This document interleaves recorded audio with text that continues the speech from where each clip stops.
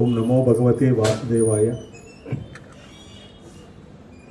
మహాభారతంలో అత్యుత్తమైనటువంటి ఘట్టము జరాసంధుని వధ. జరాసంధుడు ఎన్నోసార్లు దండెత్తి వచ్చినా కూడా కృష్ణుడు అతన్ని చంపలేకుండా పోయినాడు. కారణం ఏమంటే జరాసంధుని భీమునితోనే చంపించాలని. ఆయన చంపలేకేం కాదు, ఆయన వచ్చినప్పుడంతా ఆయన అనుచరులంతా కూడా చంపేస్తున్నాడు. ఆయన బలాన్ని చంపడానికి అతన్ని చంపకుండా ఉంచినాడు అన్నమాట. ఎందుకంటే అతని బలాన్ని మనము అంచనా వేయాలంటే అతని అనుచరులను కూడా అంచనా వేయాలి. అతని అనుచరులను చంపేసినామనుకోండి, అతన్ని ఈజీగా చంపేయచ్చు. కాబట్టి శ్రీకృష్ణుడు అతని అనుచరులను ఎక్కువగా చంపడం అనేటువంటి జరిగింది. ఎన్నిసార్లు తీసుకుని వస్తాడో, ఎందుకంటే వానికి కొన్ని వేల అక్షోభుల సైన్యం ఉంది, వానికి వీళ్ళకంటే ఎక్కువగా ఉంది. అందువల్ల ఆ విధంగా చేయడం జరిగింది. రామాయణంలో కూడా అంతే. రావణాసుడు అనుకుంటే, హనుమంతుడు అనుకుంటే శ్రీరాముడిని చంపేవాడు, ఇది రావణాసుడిని చంపేవాడు, పెద్ద సమస్య ఏం కాదు. కానీ రావణాసుడిని శ్రీరాముడే చంపల్లా అని చెప్పేసి తర్వాత అక్షయ్ కుమార్ని మాత్రం చంపేసి వచ్చినాడు. ఎందుకంటే భగవత్ సంకల్పం అది. హనుమంతుడు చంపినాడు కాబట్టి వచ్చినాడు అనేటువంటి అపనీతి వస్తుందన్నమాట. కాబట్టి అది ఆ విధంగా జరిగింది. మళ్ళీ లక్ష్మణుడు అతన్ని చంపినాడు, ఇంద్రజిత్తుని. అతన్ని కూడా చంపలేదు, అక్షయ్ కుమార్ని మాత్రమే చంపొచ్చినాడు. ఎందుకంటే వాళ్ళిద్దరిని వాళ్ళకు వదిలేసినాడు. ఎవరికి? లక్ష్మణునికి, రామునికి వదిలేసినాడు. ఇంద్రజిత్తుని లక్ష్మణునికి, తర్వాత రావణాసుడిని శ్రీరామునికి వదిలేసినాడు. కాబట్టి అక్షయ్ కుమార్ని మాత్రం చంపడం అనేటువంటి జరిగింది అన్నమాట.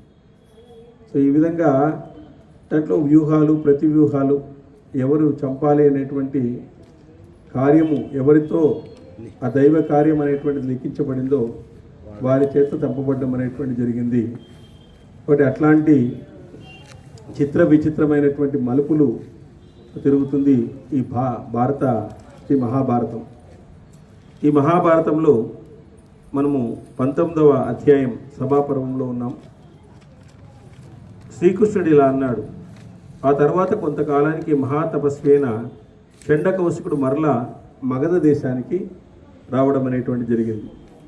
ఆయన రాకతో ఆనందించినటువంటి బ్రహ్మరథుడు అమాత్యులతో, పురోహితులతో, భార్యాపుత్రులతో కలిసి ఆయన సందర్శనానికి వెళ్ళాడు.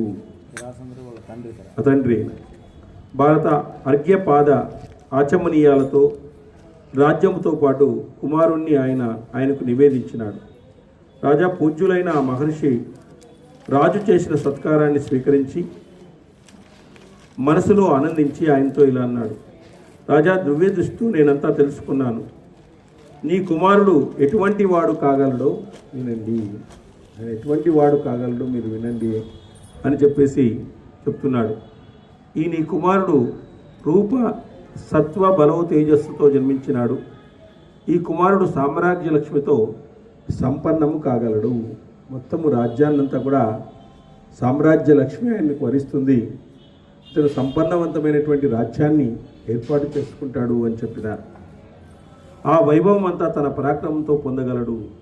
మీరే గరుడుని ఇతర పక్షులు ఏవి అనుసరించినట్లు ఈ వీరకుమారుని పరాక్రమాన్ని ఇతర రాజులు అనుసరించలేరు.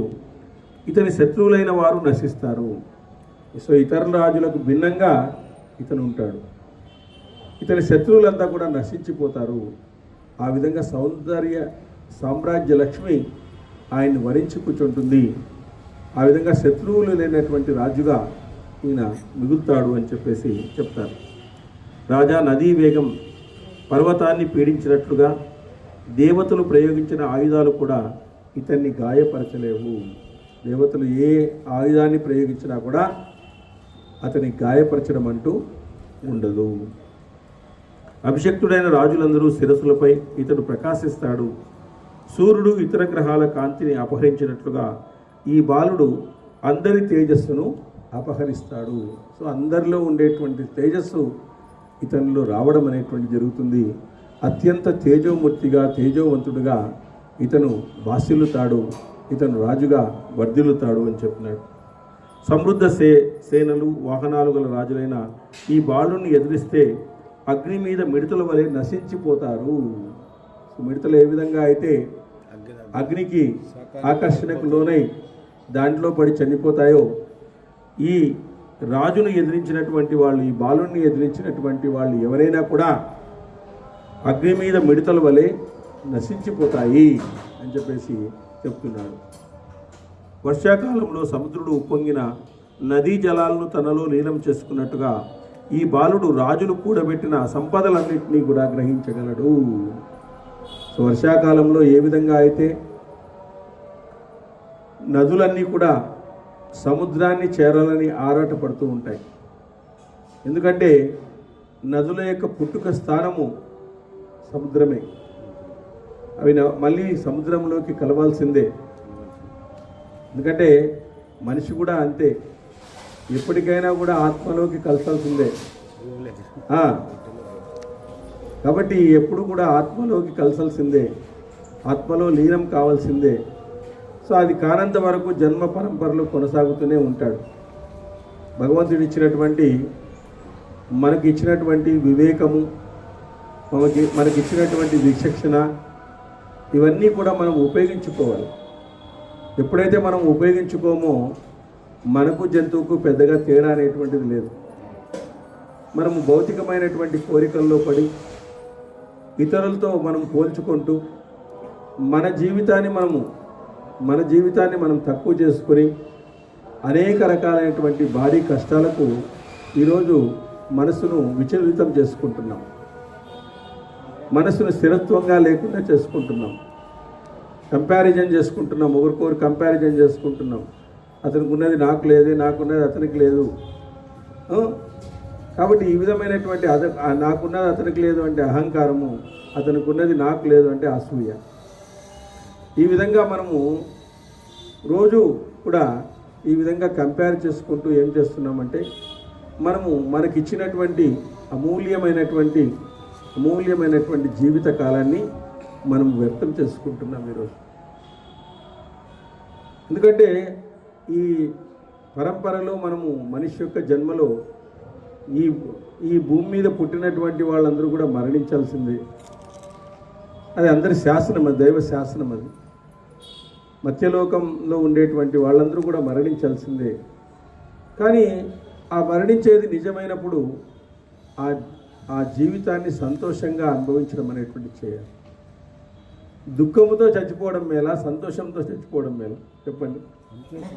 సంతోషంగా ఉండడం మేలు కదా. మరి రెండిట్లో మనం ఏది ఎన్నుకోవాలంటే సంతోషాన్ని ఎన్నుకోవాలి. భగవంతుడు ఇచ్చినటువంటి దాంతో నీకు ఏదైతే రాసి పెట్టబడి ఉందో అది ఖచ్చితంగా నీకు వస్తుంది. అది ఏ రోజు భగవంతుడు నీకు తగ్గించడు, దాన్ని పెంచడు. కానీ ఉన్నదానితో నువ్వు సంతృప్తిగా బ్రతికే విధంగా చేస్తాడు. ఎట్లా? నీ స్వభావంలో మార్పు తెచ్చుకోవాలి.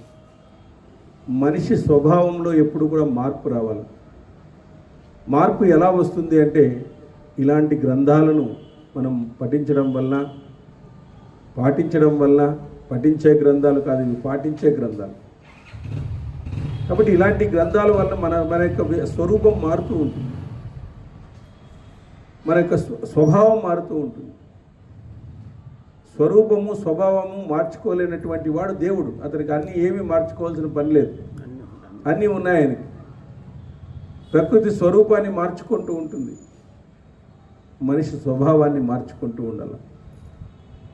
తన యొక్క స్వభావం ఏదైతే ఉందో దాన్ని మార్చుకున్నప్పుడే భగవంతునికి ఇష్టమైనటువంటి రీతిలో మనం ఉన్నప్పుడే భగవంతుడు మనల్ని స్వీకరిస్తాడు. నువ్వు అహంకారంతో, భౌతికమైనటువంటి కోరికలతో నువ్వు ఉన్నావనుకో, ఆయన స్వీకరించడు. శుచిగా ప్రసాదం పెట్టినావనుకో స్వీకరిస్తాడు, అశుచిగా ప్రసాదం పెట్టినావనుకో దాన్ని స్వీకరించడు ఆయన. కాబట్టి మనము ఆ విధంగా భగవంతుడు మెచ్చే విధంగా, భగవంతునికి నచ్చే విధంగా మనలో మన స్వభావాన్ని మార్చుకొని భగవంతుడు మెచ్చే విధంగా మనం మెలిగినప్పుడు మాత్రమే భగవత్ భక్తి, భగవత్ కరుణ మనలో ఇనుమడిస్తుంది అని చెప్పేసి సర్వశాస్త్రాలు కూడా ఘోషిస్తున్నాయి ఈరోజు. కానీ అందరూ వింటున్నామే కానీ ఆచరించడం లేదు. సమస్త వాంగ్మయము కూడా ఈరోజు నిరాదరణకు గురి అవుతుంది, నిర్లక్ష్యానికి గురి అవుతుంది అని చెప్పేసి వివేకానందుల వారు చెప్పారు. మనిషి ప్రయత్నం చేయకుండా అయిపోయినాడు. ప్రయత్నం చేస్తే కదా అది మంచి, అది నాకు అవుతుందా లేదా అని తెలిసేది. ప్రయత్నమే చేయకుండా పోతే, ప్రయత్నం అనేటువంటి చెయ్యాల. మానవ జన్మ ఇచ్చిందే అందుకు, భగవంతుడు మానవ జన్మ ఇచ్చిందే అందుకు. ఇక్కడ నుంచి నువ్వు మహోన్నత జన్మలోకి వెళ్ళాలా. ఈరోజు దేవతలందరూ కూడా గొప్పవాళ్ళు అయినారంటే వాళ్ళు ఆ విధంగా చేయడం వల్లే వాళ్ళు గొప్పవాళ్ళు అయిండేది. వాళ్ళకు ఉండేటువంటి గొప్పతనం నీకు కూడా వస్తుంది.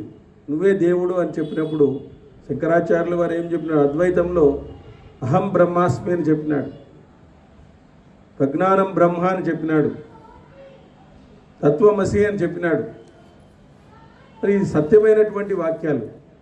ఇవి మనం చదువుతున్నామే తప్ప అనుభవంలోకి రావడం లేదు. మనం ఎప్పుడైతే అనుభవంలోకి వస్తుందో నీ స్వభావము వేరుగా ఉంటుందో, ఆ వేరుగా ఉన్నటువంటి స్వభావం ద్వారా భగవంతుని పట్టుకోవడానికి అవకాశం ఉంటుంది. మనం భౌతిక జీవితంలో ఏం పట్టుకున్నా మన దగ్గర మిగలదు. మనం కనిపెట్టవలసింది ఏమైనా ఉంటే భగవంతుని మాత్రమే, మనలో ఉండేటువంటి భగవంతుని మాత్రమే. మనం ఎన్నో ఈరోజు కనిపెట్టినా కూడా అవి మనకు సుఖాలు ఇస్తున్నాయి, మధ్య మధ్యలో కష్టాలు కూడా ఇస్తున్నాయి. సెల్ ఫోన్ కనిపెట్టినాం, ఏమైంది పరిస్థితి? కొంతమందికి ఉపయోగపడతా ఉంది, కొంతమంది దాన్ని ఉపయోగించుకొని అనేక రకాలైనటువంటి రుగ్మతలకు ఫీల్ అవుతున్నారు, పిచ్చోళ్ళు కూడా అయిపోతున్నారు. మరి కనిపెట్టినవన్నీ ఏమవుతున్నాయి ఈరోజు? కాబట్టి కనిపెట్టవలసింది భగవంతుని మాత్రమే, మనం వెతకవలసింది లోపల మాత్రమే. ఒక అతను అడవిలో పోతూ ఉన్నాడు. ఆయనకి చుట్టు కాల్చాలని వచ్చింది. చుట్టు కాల్చాలా అని చెప్పేసి చాలా అలవాటు ఉందన్నమాట, ఆయనకి విపరీతమైన అలవాటు ఉంది. అక్కడ అడవిలో ఎవరు లేరు, వెళ్తానే ఉన్నాడు. ఒక ఇల్లు కనపడింది, దబా దబా దబా కొట్టినాడు. ఆయన తీయలేదు. ఏమయ్యా? దబా దబా కొట్టినాడు. తీసినాడు. ఏమయ్యా అంటే, నేను చుట్టు కాల్చుకోవాలా, కొద్దిగా అగ్గి ఇవ్వండి అన్నాడు. నీకు చుట్టు కాల్చుకోవడానికి 12 గంటలకు మా ఇల్లే కొట్టినావా నువ్వు? నీకు బుద్ధి ఉందా లేదా రోవద్దానని చెప్పేసి ఆయన గట్టిగా కసురుకొని, ఏమయ్యా నీకు బుద్ధి ఉందేమో, ఫస్ట్ లాంతర్ ఉండలేదా నీ చేతిలో, దాంతో వెలిగించుకోవా ఫస్ట్. నీ దగ్గర లాంతర్ ఉంది కదా, ఆడ వెలుగుతూ ఉంది కదా, దాంతో వెలిగించుకో నీ చుట్ట, మమ్మల్ని ఎందుకు డిస్టర్బ్ చేసినావు అని. అంటే మనం వెతకవలసింది లాంతర్లో, వాళ్ళ ఇంట్లో వెతుకుతా ఉన్నాం అగ్గిని. నీ చేతిలోనే పట్టుకున్నావు దాన్ని, నీ చేతిలోనే ఉంది అగ్గి, కానీ దాన్ని వెలిగించుకోవాలనే జ్ఞానం నీకు లేదు. నీలో ఉంది నీలోనే ఉన్నాడు భగవంతుడు, కానీ నీకు తెలుసుకోవాలనేటువంటి ఇది లేదు. పక్కనే లోపలే ఉండేటువంటి భగవంతుడిని నువ్వు తెలుసుకోలేకుండా పోతున్నావు. దబా దబా ఆ ఇండ్లు కొడుతున్నావు, నాకు అగ్గి ఇవ్వండి, నేను చుట్టు కాల్చాలని చెప్పేసి. సో ఆ విధంగా తయారైంది మన మనస్సు. మనలో ఉండేటువంటి భగవంతుడిని మనమే ప్రజ్వరింపజేసుకోకుండా పోతే ఇంకెవరు చెప్తారు? శాస్త్రాలు చెప్తున్నది అదే, గురువులు చెప్తున్నది అదే. తద్విద్ధి ప్రణిపాతేన పరిప్రశ్నేన సేవయ ఉపదేక్షంతు ఏ జ్ఞానం జ్ఞాని నా సత్వదర్శన అంటాడు. పెద్దల దగ్గరికి, శాస్త్రాలు చదివిన వాళ్ళ దగ్గరికి వెళ్ళి కూర్చొని పరిప్రశ్న వేయండి అయ్యా. ఆ పరిప్రశ్న ద్వారా మీలో జ్ఞానం అనేటువంటిది ఉదయిస్తుంది అని చెప్పేసి మనకు భగవద్గీతలో భగవానుడు చెప్పి ఉన్నాడు. మరి ఇలాంటి పరిప్రశ్నలు వేసేవాళ్ళు ఎవరున్నారు? ఎవరు? ఎంతకాలం ఉంటాను? నేను చేయవలసిన పనేమి? నేను తర్వాత ఎక్కడికి పోతాను? ఈ క్వశ్చన్స్, దీనికి ఉండేటువంటి అడ్డంకులేమి, ఇవి మనం తెలుసుకోవాలి. ఎవరు? ఎక్కడి నుంచి వచ్చినాను? ఎంతకాలం ఉంటాను? నేను చేయవలసిన పనేమి? నేను చనిపోయిన తర్వాత ఎక్కడ పోతాను? దీనికి ఉండేటువంటి అడ్డంకులు ఏమిటి అని ఒక్కసారి మనసులో మనం ప్రశ్నించుకుంటే, మనం చూసేటువంటి విధానం, మన దృష్టికోణం, మనం ఎదుటి వ్యక్తిని చూసేటువంటి విధానము, మన దృష్టికోణము అంతా కూడా మారిపోతుంది. ఇది అనుభవంలోకి వస్తాయని చెప్పేసి శాస్త్రాలన్నీ కూడా ఘంటాపదంగా ఈరోజు చెప్తున్నాయి. మరి అలాంటి అద్భుతమైనటువంటి అవకాశాన్ని మనం చేజార్చుకుంటున్నాం. జీవితంలో ఇలాంటి అద్భుతమైనటువంటి అవకాశము మనకు వచ్చింది, శాస్త్రాలు చదివేటువంటి అవకాశము మనకు వచ్చింది అంటేనే మనం ఎంట్రీ టికెట్ పాస్ అయిపోయినట్లే. మనం ఒక సర్కస్లో ఎంట్రీకి పోయినామనుకో, ఎంట్రీ టికెట్లో పోయినామనుకో సర్కస్ని ఖచ్చితంగా చూస్తాం మనం. అదేవిధంగా మనం ఎంట్రీ టికెట్స్ పాస్ అయినట్లే ఈ శాస్త్రాలన్నీ కూడా చదువుతున్నామంటే ఈరోజు మనం ఎంట్రీ టికెట్ అన్నీ పాస్ అయినట్లే. ఆ ప్రయత్నం అనేటువంటిది మనం మొదలుపెట్టినాం. ఆ ప్రయత్నానికి భగవంతుడు తోడుంటాడు. ఎందుకంటే నువ్వు ప్రయత్నం చేయనంత వరకు భగవత్ ప్రయత్నం మొదలు కాదు. ఎందుకు? నీకేమీ సామాన్యమైనటువంటి ఏదో జంతువులకు ఇచ్చినటువంటి జ్ఞానాన్ని ఇవ్వలేదు. నీకు అత్యుత్తమైనటువంటి జ్ఞానాన్ని ఇచ్చినాడు, అత్యుత్తమైనటువంటి మనసునిచ్చినాడు, అత్యుత్తమైనటువంటి బుద్ధినిచ్చినాడు. ఇన్ని రకాలైనటువంటి వాటిని ఇచ్చి నువ్వు ప్రయత్నం చేయకుండా ఉంటే ఆయన నీకు హెల్ప్ చేయడు. నువ్వు ప్రయత్నం చేస్తే ఆయన ప్రయత్నం మొదలవుతుంది. చూడండి, గజేంద్రుడు 1000 సంవత్సరాలు ఆయన యుద్ధం చేశాడు. 1000 సంవత్సరాలు యుద్ధం చేశాడు.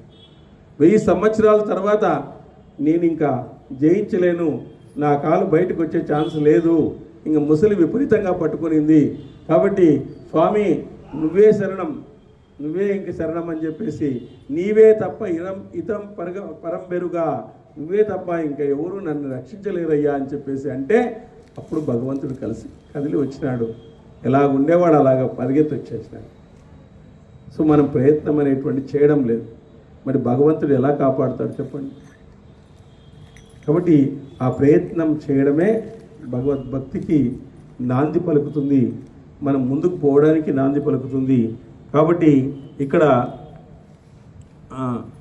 వర్షాకాలంలో సముద్రుడు పొంగిన నదుల జలాలను తలలో నీలం చేసుకునే విధంగా ఈ బాలుడు రాజు కూడబెట్టిన సంపదలన్నీ కూడా గ్రహిస్తాడు అని చెప్పినాడు.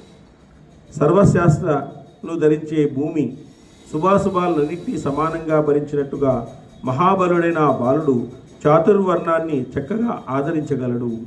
దేహదారులందరూ సర్వవ్యాధులకు ఆత్మైనటువంటి వాయువునకు ఆధీనులైనట్లు రాజులందరూ ఆ బాలుని ఆజ్ఞను అనుసరించి నడుచుకుంటారు. సర్వలోకాల్లో అత్యంత బలవంతుడైన ఈ మాగధుడు త్రిపురాంతకుడు మహాదేవుడు రుద్రుడైనటువంటి హరుణ్ణి ప్రత్యక్షంగా దర్శిస్తాడు. ఇతను ప్రత్యక్షంగా దర్శిస్తాడు. శత్రు సంహారక ఈ విధంగా మాట్లాడుతుండగా చండకౌశిక ముని తన కర్తవ్యాన్ని మనసులో తలుచుకొని బ్రహ్మరథుణ్ణి వీడి అప్పుడు మగధాధిపతి అయిన బృహద్వతుడు జ్ఞాతులతో బంధువులతో కలిసి నగరంలోకి ప్రవేశించి జరాసంధునికి పట్టాభిషేకం చేసి పరమానందభరితమైనాడు. జరాసంధునికి పట్టాభిషేకం చేసిన తర్వాత బృహద్వత రాజు తన 2 భార్యలతో కలిసి తపోవనానికి వెళ్ళిపోయినాడు. నరపతి ఈ రీతిగా తండ్రులు వానప్రస్థులు కాగా జరాసంధుడు రాజులందరినీ తన అదుపులోకి తెచ్చుకున్నాడు. జరాసంధుడు రాజులందరినీ కూడా తన అదుపులోకి తెచ్చుకున్నాడు. వైశంపాయనుడిలా అన్నాడు. ఆ తర్వాత బృహద్వతుడు నరపాలుడు వానప్రస్థంలో దీర్ఘకాలం తపస్సు చేసి పత్నులతో సహా స్వర్గానికి వెళ్ళాడు. జరాసంధుడు కూడా చండకౌశముని ఇచ్చిన వరాలన్నింటినీ పొంది రాజ్యపాలన కొనసాగించినాడు. శ్రీకృష్ణుడు కంసరాజును చంపిన తర్వాత శ్రీకృష్ణునితో జరాసంధునికి వైరం ఏర్పడింది. కంసుడిని అల్లుడు జరాసంధుని యొక్క అల్లుడు. భారత బలసంపన్నుడైన జరాసంధుడు 99 సార్లు తన గదను తిప్పి గిరివర్జం నుంచి దాన్ని విసిరాడు. 99 యోజనాల దూరంలో ఉన్న అద్భుత కర్మశీలుడైనటువంటి శ్రీకృష్ణుని రాజ్యం మగధంలో ఆ గద పడింది. 99 సార్లు గద ఇచ్చినాడంట. శ్రీకృష్ణుని రాజ్యం మగధలో గద పడిందంట. చూడండి, పౌరులు అది చూసి శ్రీకృష్ణుకు తెలిపినారంట. ఆ గద పడిన చోటు గదావసం అని ప్రసిద్ధికి ఎక్కిందంట. అయ్యో, గద పడిన చోట ఒక పెద్ద పుణ్యక్షేత్రం అయిపోయింది. అది ఏదో గదావశము అని చెప్పేసి ప్రసిద్ధికి ఎక్కిందంట. అదంతా కూడా జరాసంధుడు ఆ రాజ్యం వశమైనట్లు అనమాట. జరాసంధునకు బుద్ధిమంతుల్లో శ్రేష్ఠుడు, నీతిశాస్త్ర విశారులు అయినటువంటి మంత్రులు 2 ఉండేవారు. వారే హంస డింబకులు, ఏ ఆయుధం చేత వారు చావరు. సహబాలులైనటువంటి వారిని గురించి నేను నీకు ముందే చెప్పాను. ఈ ముగ్గురు 3 లోకాలను ఎదిరించడానికి సమర్థులని నా భావము.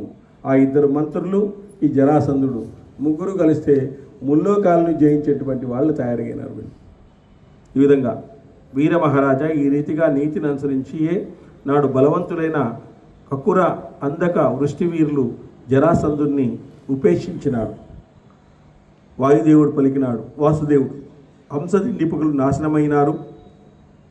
కంసుడు పరిహారముతో సహా చంపబడ్డాడు. జరాసంధుని చంపడానికి తగిన సమయం ఆసన్నమైంది.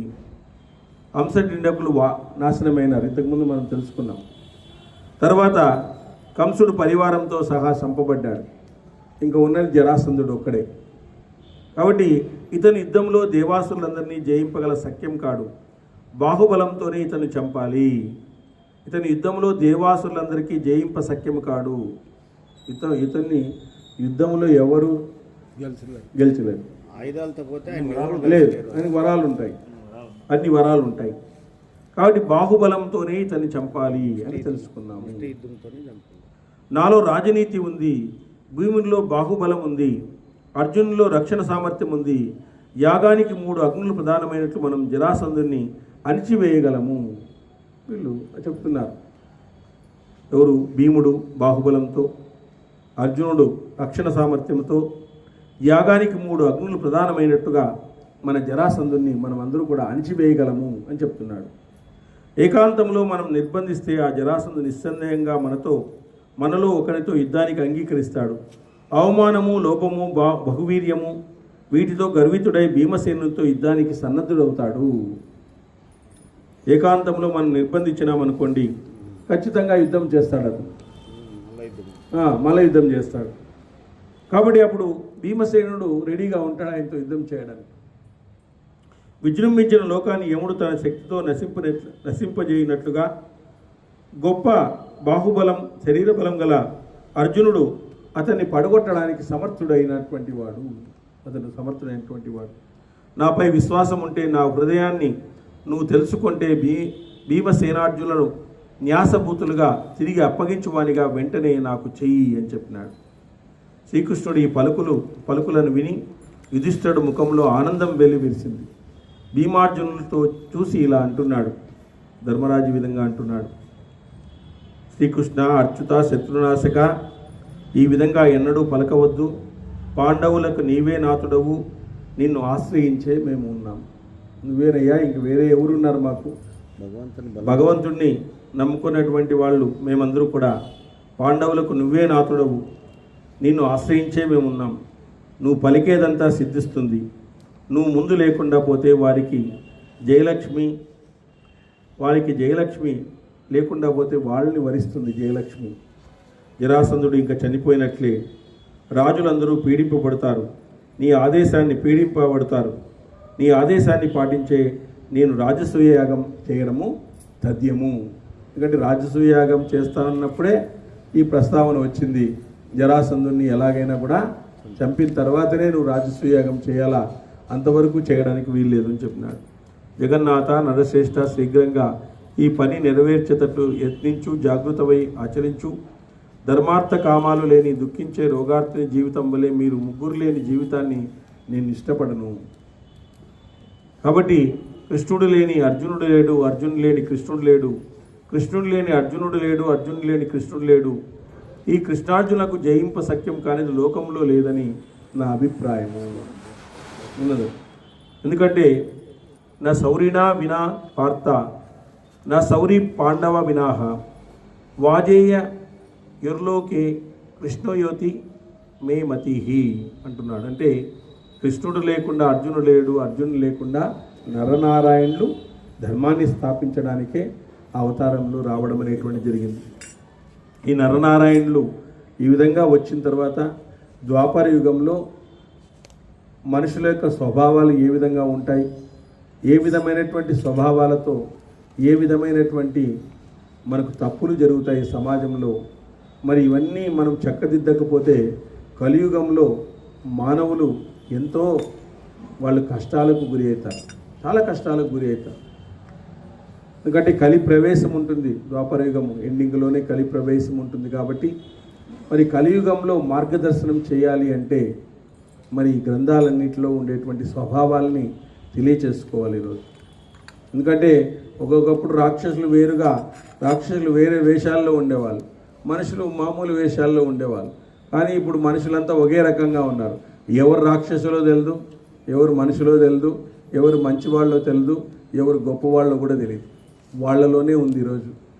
ఒకే ఇంట్లో ఉన్నారు, అసుర శక్తులు ఉన్నాయి, దైవిక శక్తులు ఉన్నాయి, రెండు ఒకే ఒంట్లోనే ఉన్నాయి ఈరోజు. అప్పుడు ఒకే ఇంట్లో ఉన్నట్లుగా కౌరవులు పాండవులు ఒకే ఇంట్లో ఉన్నారు, కానీ ఇప్పుడు ఒంట్లోనే ఉన్నాయి. రెండు కూడా మనకి మన సందర్భాన్ని బట్టి బయటకు వస్తుంది. ఎవడు ఎలాంటి వాడు, ఎవడు విలనో, ఎవడు హీరోనో మనకు బయటకు వస్తుంది. కాబట్టి మనము అంత తొందరగా అంచనా వేయలేం. ఈరోజు మాయ మాటలు చెప్పి మనల్ని మోసం చేసే వాళ్ళు ఉంటారు. ఆ ఖండితవాది లోక విరోధి ఖండితంగా చెప్తారు, సత్యమే చెప్తుంటారు వాళ్ళు, కానీ చెప్పే విధానం హార్ష్గా ఉంటుంది. అయినా ఆయన్ని నమ్మరు, జనం ఆయన్ని నమ్మరు. ఖండితంగా చెప్తాడు, మంచిగానే చెప్తాడు, అంటే చెప్పే విధానం వేరుగా ఉంటుంది.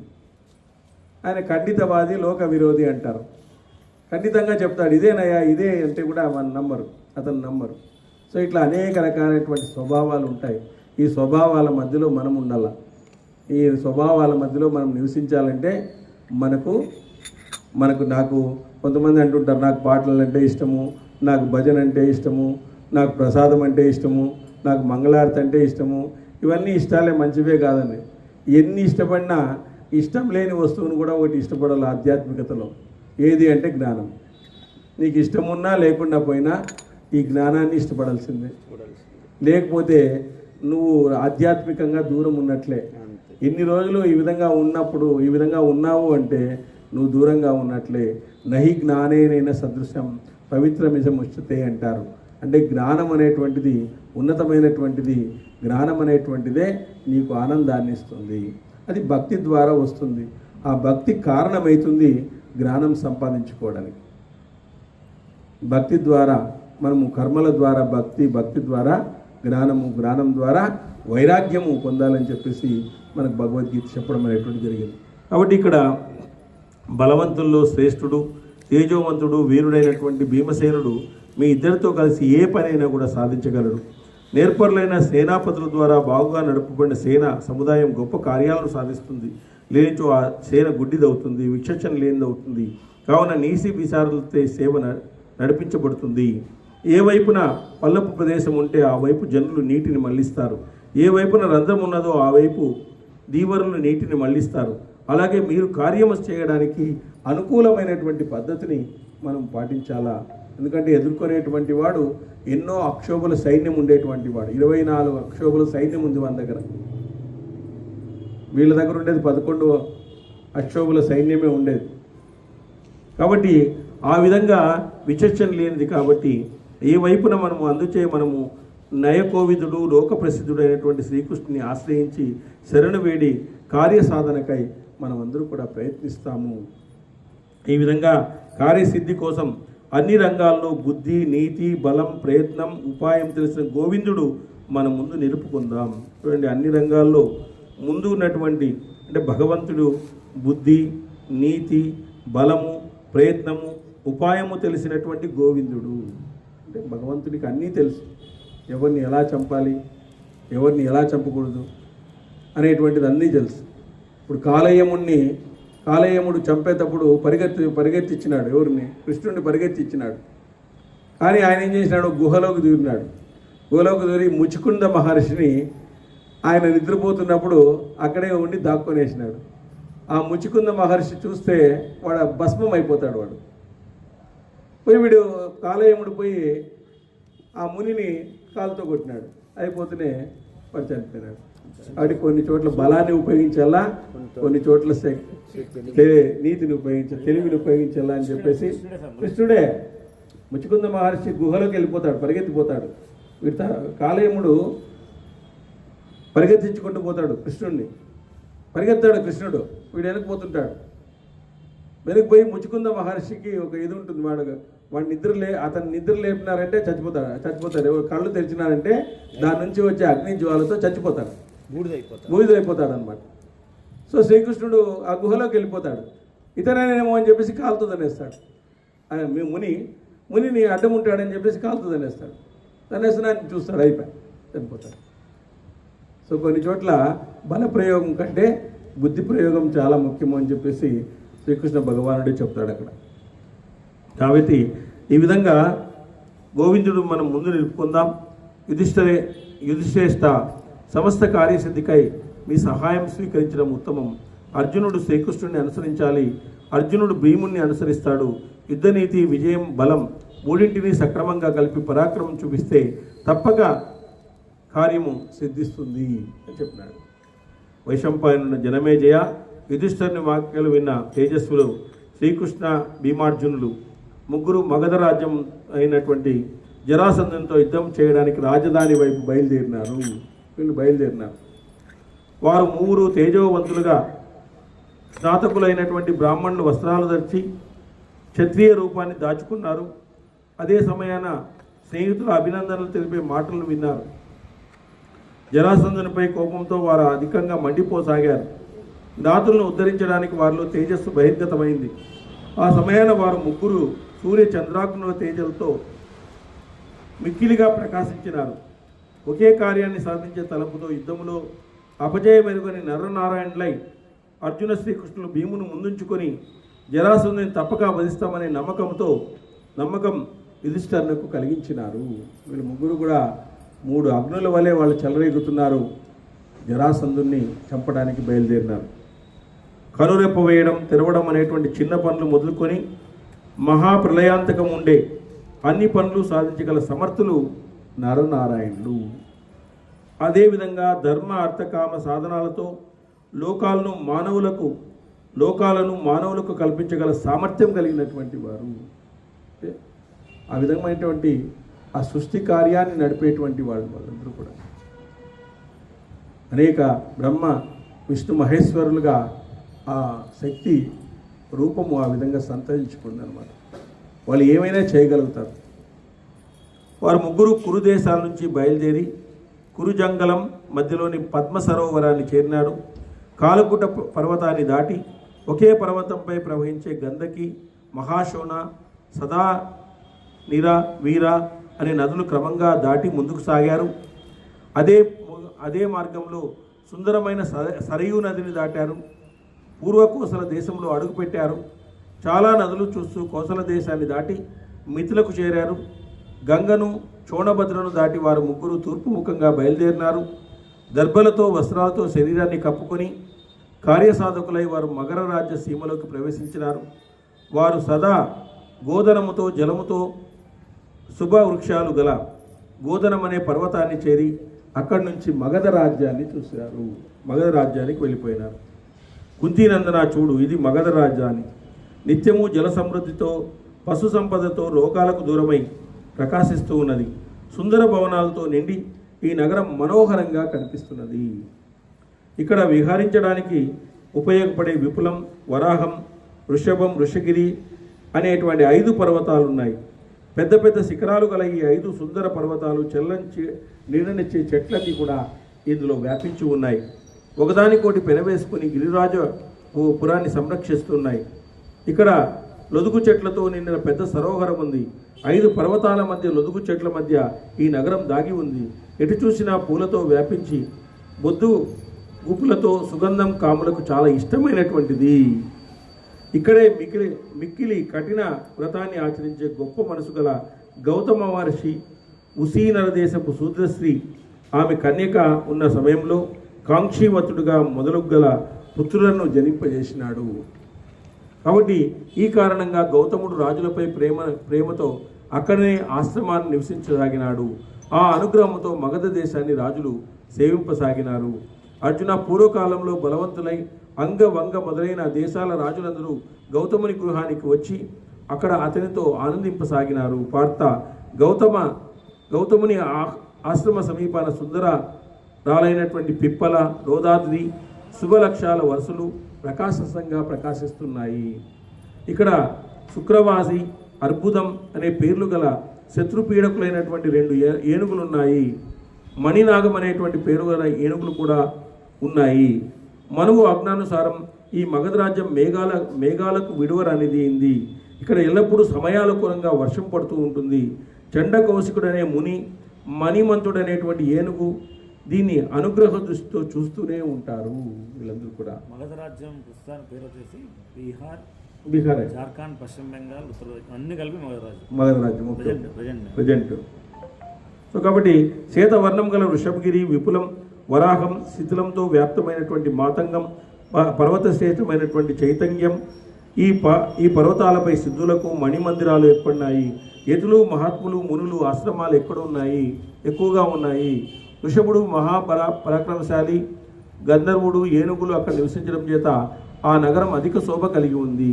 ఈ విధంగా 4 వైపుల నుంచి ప్రవేశించం కానీ నగరాన్ని చూసి జరాసంధుడు, నాకు సాటి లేని నగర సంపద ఉంది, ఎవరు కూడా ఈ దుర్భేద్యమైనటువంటి మగధ రాజ్యంలో ఎవరు కూడా ప్రవేశించడానికి వీలు లేదు. ఈ రోజున మనం వాని ఇంటికి పోయి అతని గర్వాన్ని అణిచేస్తాం. ఇంత పకడ్బందీగా ఉండేటువంటి వాని ఇంటికి పోయి వాని గర్వాన్ని మనమందరూ కూడా అణిచి పారేస్తామని చెప్పినాడు. జనమేజయ ఈ విధంగా మాట్లాడుకుంటుండగా శ్రీకృష్ణుడు, భీమార్జునులు ముగ్గురు మగధ దేశంలోకి ప్రవేశించినారు. ఆ నగరంలో బ్రాహ్మణ, క్షత్రియ, వైశ్య, శూద్ర అనే చాతుర్వర్ణాలు ఉన్నాయి. అక్కడ జనమంతా ఆనందంతో సంతృప్తిగా ఉన్నాడు. అక్కడ ఉత్సవాలు ఏవో జరుగుతున్నాయి. అంతా గెలవశక్యం కాని వారు గిరివ్రజ సమీపానికి వారు ముగ్గురు చేరారు. వారి ముఖద్వారాన్ని విడిచి ఉన్నతమైన చైత్రిక పర్వత శిఖరం ఉన్న నగరంలోకి ప్రవేశించారు. ఆ నగరాన్ని నివసించే ప్రజలు, గుహద్రత కుటుంబీకులు ఆ పర్వత పూజను చేస్తున్నారు. మగధ దేశీయులకు ఆ పర్వతము ఎంతో ప్రీతికరమైనటువంటిది. అక్కడ రాజైన బృహద్పతుడు వృషభుడు అనే పేరు గల మాంసభక్షకుడు రాక్షసుని యుద్ధములో చంపి అతని చర్మముతో 3 నగారాలు చేయించినాడు. వాటిని ఒకసారి మోగిస్తే అవి నెల వరకు మోగుతూనే ఉంటాయి. అక్కడ ఉండేటువంటి బృహద్భసుడు వృషభుడు అనేటువంటి పేరు గల మాంసభక్షకుడిని వధించినాడు. అతని యొక్క చర్మము ద్వారా ఆ చర్మము ద్వారా తయారు చేసినటువంటి డ్రమ్స్ మోగిస్తే 6 నెలల వరకు అవి మోగుతూనే ఉంటాయి. అది ఎంత గొప్ప చూడు. ఆ రాజు ఆ నగరాలను చర్మంతో బిగించి తన నగరంలో ఉంచుకున్నాడు. ఎప్పుడు నగరాలు మోగుతాయో అప్పుడు పుష్పవృష్టి కురుస్తుందంట. ఎప్పుడు శత్రువులు ప్రవేశిస్తే మోగుతాయేమో అని పుష్పవృష్టి కురుస్తుందంట. వారు ముగ్గురు అక్కడ చేరి బేరీత్రయాన్ని చీల్చి చైత్ర ప్రకారం అధిరోహించినారు. వారు ఆయుధాలు తీసుకుని మగధులకు ఇష్టమైన చైతన్యంకు పరుగుడు సాగినారు. జరాసంధుని చంపాలని భావించి ఆ పర్వత శిఖరంపై కొట్టసాగారు. ఆ పర్వత శిఖరాన్ని కొడతాన్నారని వీళ్ళు భీమార్జునులంతా. భీముడు ఈ చైత్రిక పర్వత విశాల శిఖరం చాలా పురాతనమైనది, దృఢమైనది. మగధ దేశంలో చాలా ప్రసిద్ధి కలిగినటువంటిది. ప్రతిదినం గంధమాల్యాలతో పూజించబడుతుంది.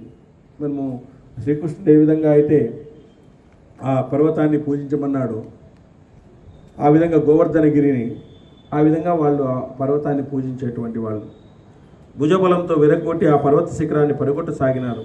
పిమ్మట వారు ప్రసన్నులై మగధ రాజ్యం గిరిరాజ్యంలోకి ప్రవేశించినారు. ఆ సమయాన వేద విధులైన బ్రాహ్మణులు దుశ్శకునాలు చూసి జరాసంధునికి సూచించారు. సో మనకు రాక్షసత్వము అనేటువంటిది ఉన్నప్పుడు, ఇంకా చంపడానికి వాళ్ళు వస్తున్నప్పుడు జరాసంధునికి కొన్ని అపశకునాలు ఏర్పడతాయి. ఎందుకంటే మనలో రాక్షసత్వాన్ని తీసేయడానికే భగవంతుడు వస్తాడు. ఆ రాక్షసత్వాన్ని తీసేయాలనుకున్నప్పుడు కొన్ని శకునాలు కలుగుతాయి మనకు. అదేవిధంగా ఇప్పుడు దశరథ మహారాజ్ చనిపోయినప్పుడు అనేక మందికి దుశ్శకునాలు కలిగినాయి. ఆ రామాయణంలో కూడా మనం విన్నాం. ఎలాగా ఆ విధంగా భరతునికి ఎన్నో దుశ్శకునాలు కలిగినాయి. చనిపోయినాడు అని చెప్పేసి ఆయనకి ఎన్నో దుశ్శకునాలు కలిగినాయి. ఆ విధంగా దుశ్శకునాలు కలిగినాయంట. వాళ్ళ అనుచరులు జరాసంధునికి తెలియజేసినారంట. ఏమని తెలియజేశారంటే, పురోహితులు జరాసంధుని ఏనుగుపై కూర్చుండబెట్టి చుట్టూ నీరాజనాలతో అగ్నిని ప్రజ్వలింపజేశాడు.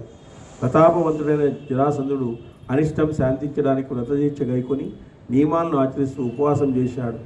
ఇటువైపు నుంచి ముగ్గురు యోధులు స్నాతక వ్రతాన్ని ఆచరించే బ్రాహ్మణ వేషాలు ధరించి బాహువులే ఆయుధాలుగా కలిగి మిగతా ఆయుధాలను విడిచి జరాసంధునితో యుద్ధము చేయాలని నగరంలోకి ప్రవేశించినారు. అట్నా స్వప్నాలు. తినుబండారాలు, పూలమాలలు, ఇతర సామాగ్రి గల దుకాణాలు సిద్ధపరిచిన అపూర్వమైన సంపద గల ప్రదేశాన్ని చూశారు. నగర వైభవం సర్వగుణ సంపన్నంగా అన్ని కోరికలను తీర్చేదిగా ఉంది. వీధిలో అద్భుత సంపదలు చూసినటువంటి శ్రీకృష్ణ భీమార్జునులు ఒక మాలాకారు నుంచి చాలా మాలలు బలవంతంగా తీసుకొని నగరంలోని ప్రధాన రహదారి గుండా నడవసాగినారు. మాల అంటే పూలు కుట్టేటువంటి వాడు, వాళ్ళ దగ్గర నుంచి బలవంతంగా కొన్ని హారాలు తీసుకున్నారంట. వీళ్ళు బ్రాహ్మణ వేషంలో ఆ ప్రధాన రహదారి గుండా నడుస్తున్నారు. రంగుల వస్త్రాలను ధరించి మెడలో ఆహారాలు వేసుకొని మెరిసే కుండలాలు పెట్టుకొని జరాసంధుని భవన సమీపానికి చేరినారు. చాలా గ్రాండ్గా పోయినారు. పూలమాలలు వేసుకొని సువాసనలంతా వెదజల్లుతుంది. ప్రధాన ద్వారం గుండానే పోయినారు వీళ్ళందరూ కూడా. మెయిన్ రోడ్ గుండానే పోతున్నారు. హిమాలయాన గోవుల ఉనికి వెదికే సింహాల వలె వారు ముగ్గురు రాజభవనాన్ని వెతుకుతూ ముందుకు సాగినారు. ఆ సమయాన వారి భుజాలు మద్దిమానుల వలె ఉన్నాయి. మంచి గంధము అగరధూపం వేయబడి యుద్ధానికి ఉద్యుక్తులై వారి బాహువుల వలె ఉన్నాయి. సాలె వృక్షాల మానుల వలె ఉన్నతాస్త్ర విశాల వృక్షం గల గజరాజుల వలె ఉన్న వీరులను చూసి మాగధులంతా ఆశ్చర్యపోయినారు. ఆ నరశ్రేష్ఠులు జనులచే నిండిన 3 ద్వారాలను దాటి నిర్భయులై నిశ్చింతతో అభిమానవంతులై రాజైన జరాసంధుని దగ్గరికి వెళ్ళారు. పాద్య మధుపర్క గోదానాలో సర్వత్ర సత్కారం పొందదగిన వారికి ఎదురేగి జరాసంధుడు విధి విధానంతో అత్యుత్ సత్కారాలు చేసినాడండి. ఆ బ్రాహ్మణుల వేషంలో పిమ్మట శక్తిశాలి జరాసంధుడు వారు మూర్ని స్వాగతమగుగా కాని పలికినాడు. జనమేజయ ఆ సమయంలో భీమసేనార్జునులు మౌనంగా ఉన్నారు. వారిలో బుద్ధిమంతుడు శ్రీకృష్ణ జరాసంధునితో, రాజా, నియమపరులైన వీరిరువురు నీతో అర్ధరాత్రికి ముందు మాట్లాడరు. అర్ధరాత్రి సమీపిస్తే వాళ్ళు నీతో మాట్లాడతారు. అర్ధరాత్రి వరకు ఏం మాట్లాడరప్ప, అర్ధరాత్రి తర్వాత మాట్లాడతారు. వీళ్ళెవరు కూడా మిడ్ నైట్లో మాట్లాడతారు అంతే, ఇప్పుడేం మాట్లాడరు. వాళ్ళకి ఏదో నియమం ఉంది. జరాసంధుడు వారిని యాగశాలలో కూర్చోబెట్టి స్వయంగా రాజభవనంలోకి వెళ్ళాడు. అర్ధరాత్రి అయిన పిమ్మట వారు కూర్చున్న చోటుకు వచ్చినాడండి. ఆయన వచ్చినాడు మాట్లాడించాలని చెప్పి. వారి నియమం భూమండలంలోనే ప్రసిద్ధంగా ఆశ్చర్యకరంగా ఉంది. యుద్ధ విజేత జరాసంధుడు స్నాతకులైన బ్రాహ్మణుల రాకను విని అర్ధరాత్రి వేళ వారిని సత్కారానికి వారి సమీపానికి వారిని సత్కరించాలని చెప్పేసి అర్ధరాత్రి బయలుదేరినాడు. వాళ్ళు ఏం మాట్లాడరు అంటే, సరే అప్పుడే సత్కరిస్తాంలే వెళ్ళి అని చెప్పేసి. వారి ముగ్గురు అపూర్వ వేషాలను చూసి రాజశ్రేష్ఠుడు జరాసంధుడు ఆశ్చర్యంతో వారి సమీపానికి వచ్చాడు. శత్రునాశనం చేయగల ముగ్గురు రాజశ్రేష్ఠులు జరాసంధుడు, మహారాజా మీకు కళ్యాణమగ్గాక అని పలికారు. పిమ్మట వారు జరాసంధునిపై మధ్యలో తమలో తాము చూసుకుంటూ నిలబడ్డారు. రాజేంద్ర, బ్రాహ్మణ వేషాల్లో ఉన్న పాండవ యదవీరులను చూసి జరాసంధుడు కూర్చోండి అన్నాడు. వారందరూ ఆసీనులైనారు. ముగ్గురు పురుషశ్రేష్ఠులు యుద్ధంలో ప్రజ్వలించే 3 అగ్నుల వలె ప్రకాశిస్తున్నారని. జరాసంధుని చూస్తూ అంటే వాళ్ళు 3 అగ్నులాగా ప్రకాశిస్తున్నారట. వాళ్ళ ముగ్గురు కూడా, భీముడు, శ్రీకృష్ణుడు, అర్జునుడు. సత్యపాలకుడు జరాసంధుడు వేష భాషల కంటే విపరీతమైన ఆచరణ గల వారిని నిందిస్తూ వారిని, బ్రాహ్మణులారా, స్వాతక మతాన్ని పాలించే బ్రాహ్మణులు సమవర్తనాది కర్మలు లేకుండా మాలలు చందనం ధరించరు అని ప్రసిద్ధి మానవుల్లో ఉంది. ఇలాంటి వేషాలకి మీరు వేసుకున్నటువంటి మాలలకి ఎటువంటి సంబంధము లేదు. ఈ ప్రసిద్ధి ఇది నేను చెప్పేది కాదు, ఇది లోక విదితం కూడా. కానీ నాకు ఈ విషయం బాగా తెలిసింది. మీ మెడలో మాలలు ఉన్నాయి, భుజాలపై వింటి నారిని ధరించిన చిహ్నాలు కనపడుతున్నాయి. మీకు భుజాలపై వింటి నారిని ధరించినటువంటి చిహ్నాలు కనపడుతున్నాయి. మీరందరూ క్షత్రియ ఛేదం కలిగినటువంటి వారు, బ్రాహ్మణులమని చెప్పుకుంటున్నారు. రంగురంగుల వస్త్రాలను దాచి వివిధములైన మాలలు, లేపనాలు పూసుకొని మీరెవరో నిజం చెప్పండి, రాజులకు నిజమే శోభిస్తుంది. మీరెవరయ్యా అసలుకి? చూస్తే బ్రాహ్మణులాగా ఉన్నారు, క్షత్రియులమని చెప్పేసి మీరు అనేకమైనటువంటి వేషాలు వేసుకున్నారు. అది లోక విదితమైనటువంటి కొన్ని పద్ధతులకు విరుద్ధంగా మీరున్నారు. ఈ స్నాతక వ్రతాన్ని చేసేటువంటి వాళ్ళు అసలుకి పూలమాలలే ధరించరు. అది లోక విదితం కానే కాదు. మరి ఏమిటి మరి నిజమే ఎప్పుడు శోభిస్తుంది, బట్ మీరు నిజము చెప్పండి అని అడిగినాడు. దైతిక పర్వతాన్ని పగలగొట్టి రహస్య వేషాలతో పరాధానాన్ని పరిగణించక నిర్భయులై వెనక వాకిలి గుండా ఏ కారణం చేత ప్రవేశించినారు మీరు? అంతా వీనికి ముందే వచ్చింది. ఆ పర్వతాన్ని పగలగొట్టినట్టు కూడా మనకు తెలిసింది. అదేవిధంగా బ్రాహ్మణులకు మాటల్లోనే పరాక్రమం ఉండి క్రియల్లో కనిపించదు. ఆ పర్వత శిఖరాన్ని పగలగొట్టడం మీ లక్షణాలకు విరుద్ధంగా ఉంది. అసలు బ్రాహ్మణులు మాటలే వాళ్ళ యొక్క మాటల్లోనే పరాక్రమం ఉంటుంది కానీ క్రియల్లో ఉండదు. అదేవిధంగా ఆ పర్వత శిఖరాన్ని పగలగొట్టడము మీ లక్షణాలకు విరుద్ధంగా ఉంది. పర్వత శిఖరం పగలగొట్టడం అనేటువంటిది బ్రాహ్మణులకు చేత కాదు. మీరే విషయాన్ని ఆలోచించి ఈ పని చేశారు? ఎందుకు ఈ పని చేశారు చెప్పండి. నా సమీపానికి వచ్చి విధిపూర్వకమైన పూజను నా నుంచి ఎలా గ్రహింపను? నా దగ్గరకు రావడం వల్ల మీకు కలిగే ప్రయోజనం ఏమిటి? నా దగ్గరకు వచ్చినారు, మేము 12 గంటల వరకు మాట్లాడము, మాకు వ్రత నియమం ఉంది అని చెప్పేసి నా ఆతిథ్యాన్ని మీరు స్వీకరించలేదు. జరాసంధుని మాటలు విన్న మనస్వి అయిన శ్రీకృష్ణుడు సిద్ధ గంభీర స్వరంతో ఇలా అన్నాడు. ఈ 3 వర్ణాలలో కొందరు విశేష నియమాలను పాటిస్తే రాజా, నువ్వు మమ్ములను మా వేషముచే స్నాతకవతులైన బ్రాహ్మణులు అనుకున్నావు. బ్రాహ్మణ, క్షత్రియ, వైశ్యులు 3కు స్నాతక రథం ఉంది, 3కి ఉన్నది. ఈ 3 వర్ణాల్లో కొందరు విశేష నియమాలు పాటిస్తారు, కొందరు సామాన్య నియమాలు పాటిస్తారు. విశేష నియమాలు పాటించిన క్షత్రియులు ఎల్లప్పుడూ లక్ష్మిని పొందుతారు. ఎవరు పూలను ధరిస్తారో వాళ్ళు సంపదను పొందుతారు. కావున మేము పూలను ధరించినాము. క్షత్రియులు బల సంపన్నులు, మాటల్లో పరాక్రమాన్ని ప్రదర్శించరు. బహురథ కుమార, అందువల్ల క్షత్రియుల వచనాలు వినయ సహితాలుగా ఉంటాయి. క్షత్రియుల బలం బ్రహ్మవారి భుజాల్లో ఉంచారు. రాజా, అది నేడు చూడాలనుకుంటే తప్పక చూస్తావు చెప్పేసినాడు. క్షత్రియుల బలం భుజంలోనే చూస్తావు నువ్వు, దాన్ని చూడాలనుకుంటే నువ్వు తప్పక చూస్తావు. ఈరోజు ధీరులు శత్రువుల గృహాల్లోకి గుమ్మలు గుండా ప్రవేశించరు. మిత్రుల ఇండ్లలో గుమ్మాల ద్వారా ప్రవేశిస్తారు. శత్రుమిత్రుల విషయంలో ధర్మమే ఇవియే ద్వారాలుగా చెప్తారు. మేము కార్యార్థులమై మీ ఇంటికి వచ్చాము, కావున శత్రువైన నీ నుంచి పూజలు